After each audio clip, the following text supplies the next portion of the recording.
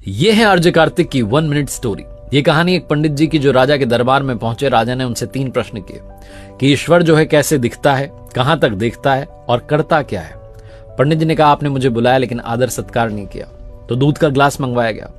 पंडित जी दूध के ग्लास में बार बार उंगली डाल करके दूध को बाहर निकाल करके देख रहे थे। राजा ने पूछा कर क्या रहे हो। पंडित जी ने कहा कि मैंने सुना है दूध में मक्खन होता है। राजा ने कहा ऐसे थोड़ा ना मिलेगा, दूध से दही बनाया जाता है, दही को मथा जाता है, फिर मक्खन मिलता है।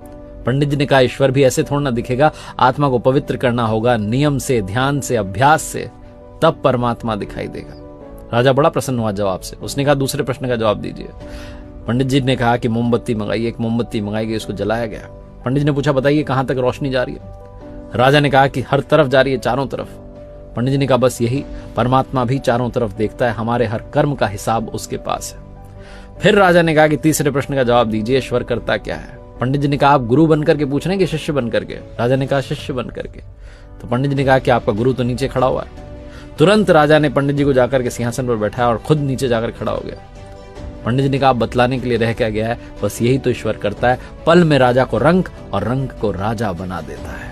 बहुत छोटी सी कहानी जिसका सार समझाता है भरोसा बनाए रखिए, प्रभु सब कुछ संभाल लेंगे, वो सब कुछ देख लेंगे, बस आपकी आराधना में, पूजा में, भक्ति में कमी मत होने देना।